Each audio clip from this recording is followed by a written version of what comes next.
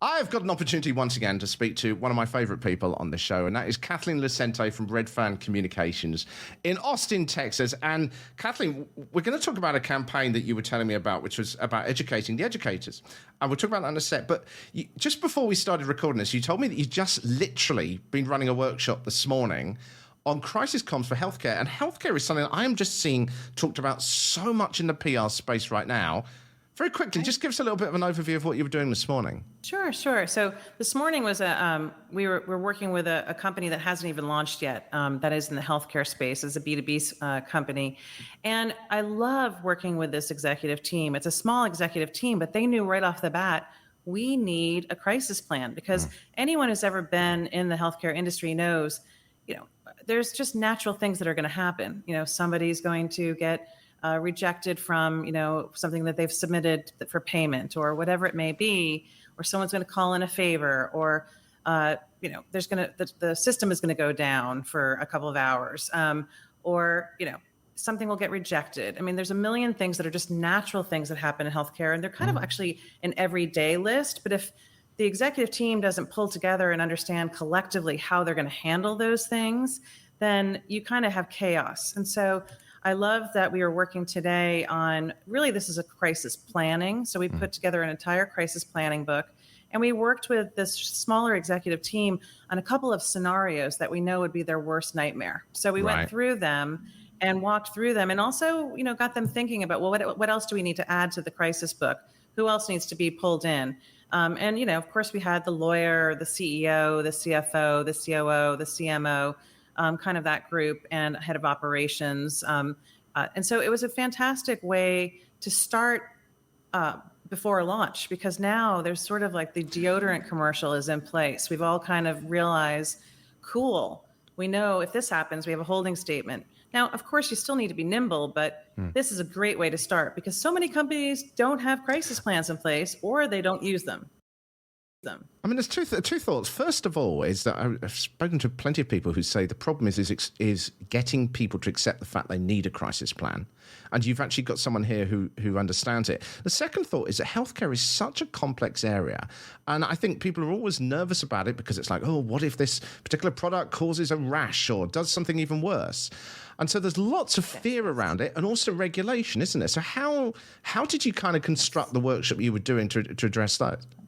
Well, we interviewed all of the top executives and partners in advance and asked them about their roles, how they fit into the picture, what are their worst fears, and many of them have been in the industry before, and we kind of collected those together so that it wasn't just from one person's fear. It was taking all the worries and concerns and putting them in one room and then going, great, let's knock those suckers out. Let's figure out how do we handle that, and then let's look at the harder ones and really kind of ones that might have extra layers to them that we just need to know, who do we pull in? Because a lot of times in a crisis situation, people pull people together, but they miss out on pulling two people together that absolutely critically needed to be in the room for decisions, right? So, and we also talked about even after that, which is how do you create a culture where you are ensuring that people know that it's okay to bubble up issues or concerns. Like if you see something, say something kind of thing, right?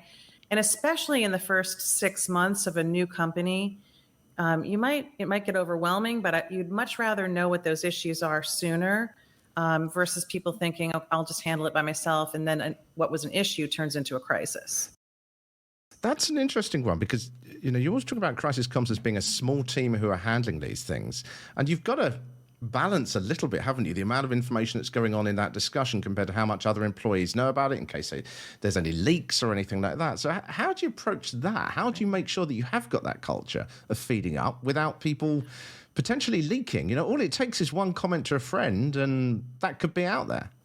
Yeah, that is really, it still is a small executive group, even as you build out to the next layer of management.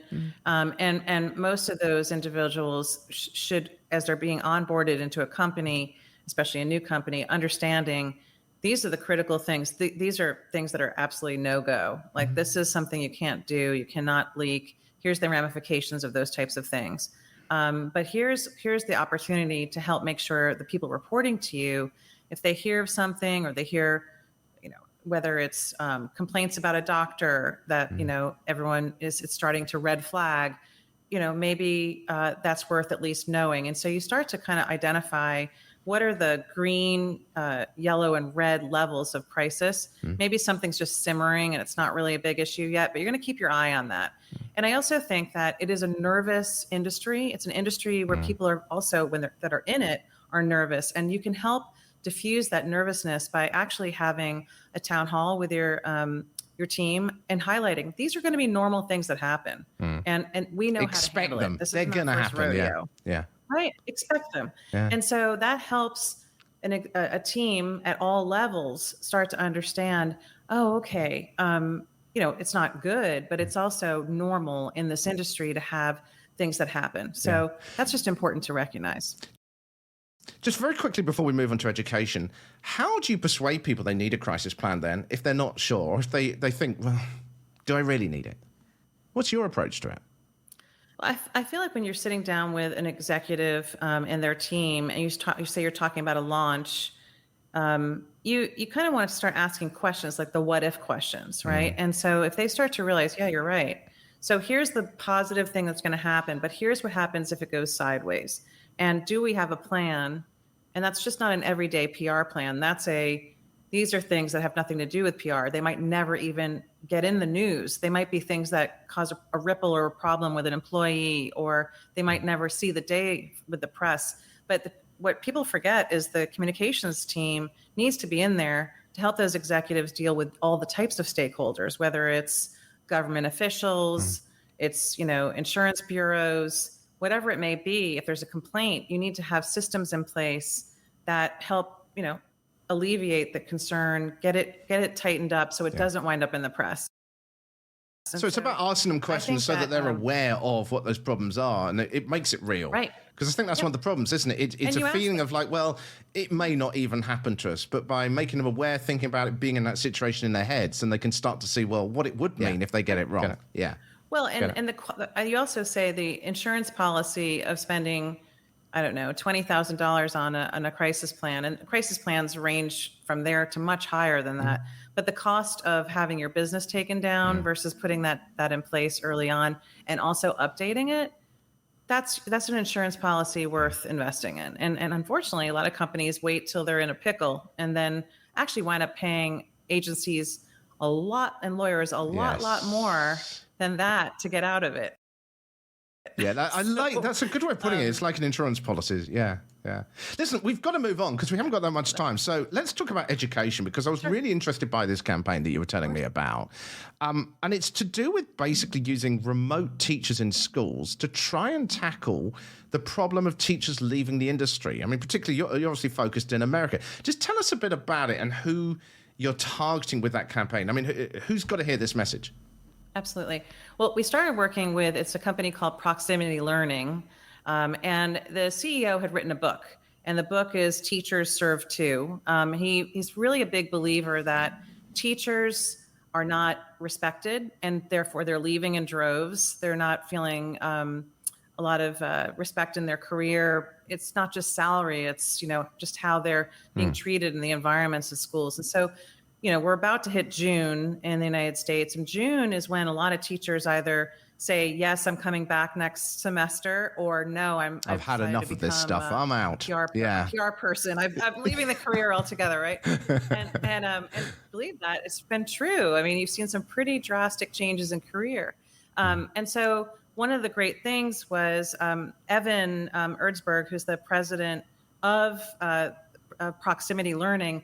He decided to draft a book and also interviewed a lot of stakeholders in the education space across the country. And he wanted basically superintendents at schools to understand, hey, if you're about to lose teachers, first of all, how do we make sure we keep teachers? Because that's a really good thing to do. He's not trying to say you shouldn't keep your teachers. But if you are going to lose teachers, you need to know that you can find a really great chemistry teacher or calculus teacher. And there are ways to do that. So he has teachers all over the country that are in remote locations that receive incredible rounds of applause from students and from schools that love having these teachers piped into the school. So it's, the students are still in school. They're going to class, and there's actually still a teacher or an assistant teacher in the classroom, but the students are getting that teacher in Montana or Alaska, who is, just a rock star in their It sounds like the people you're targeting then are the head teachers of the schools, is it? Or is it like the local education boards? I don't know enough about the structure, but who's the kind of target of the campaign? You really have to go after a couple of layers of stakeholders. So you have to go over, you have to get superintendents to feel really comfortable and get buy-in so that this type of, relationship with teachers is okay, that people buy into it, because there's some tension around it, right? It's the irony of teachers leaving and having all these spots that aren't filled, and people being mad that you're not hiring locally, but then there aren't teachers to hire locally. So it's this catch-22, right? So he basically created this hashtag teachers serve too, and then also created a campaign called I Serve Too, so teachers could really speak to that. And he interviewed a number of superintendents and teachers in this book. So what we did was he launched the book itself at a lot of education conferences, so that they got the book first, and they got access to the author first, and they could really have some deep conversations. And then we actually did more of a PR push on it, and that made a big deal. And we also finally did a momentum announcement for proximity learning, because they really hadn't been doing much PR, and they needed the world to know, hey, these are all the school districts that have signed on. And not only that, like the renewals are, over 90% of the schools are renewing. So something's working. I was going to say, because it's also, like you alluded to it there, is that teachers might be saying, look, you're replacing me, my physical teacher, this is someone who's going to take over. What job do I have? Whatever. So what were those sort of negatives that you had to tackle, and how did you approach those? Well, I think one of the good things was and is that we are really close with the head of marketing at Proximity Learning, and he's one of those CMOs that truly believes in partnership. So we started to understand all the different stakeholders, and that what marketing could do, what PR could do. And so really started tackling and understanding, okay, by state, which states are we going after, and what are the concerns by state, by city that we need to address? Because you really do have to customize. And what we found too is, while the Wall Street Journal and New York Times and FT and all these big nationals are certainly writing about teacher shortages, the education trades as well, where the education press is the most is local press. So we were getting Evan on, broadcast in all these different markets, and it made a big difference having those conversations, and also getting superintendents and teachers on TV talking about, maybe even how they love the partnership, like the person who's in the classroom really is enjoying the partnership with the remote teacher, and they've built a good thing. I suppose it's a good topical thing as well, isn't it? It's because it's something that's being talked about already, so you can latch into that narrative. Yeah, and it's a sensitive topic. I think the other big one from a campaign is that I know that the president, he believes, and I think the entire department over there, they believe that teachers should be the equivalent as first responders, that they are not giving the same respect. So, when you're waiting to get on a plane, how military get, asked to get on first. He's like, I think teachers, especially during the summer, should be like, hey, teachers, let's, Delta, let's let Delta, bring teachers on. It's teacher month or something like that. Really start to show a level of appreciation. These are the individuals that are setting the foundation for our next, generation. Kathleen, we are 25 seconds left before we run out of time. So very quickly, how can people get hold of you? And you must come on again, obviously. So, because we could talk about this stuff for hours. You can reach me always. Of course, you can reach me at Kathleen@redfancommunications.com. You can check me out on LinkedIn. And if you go to the Red Fan website, you can also join. I have a great newsletter from the desk of, which is pretty spicy on a regular monthly basis. So I enjoy the conversations that come out of that. Kathleen, it's always lovely talking to you. Thanks so much.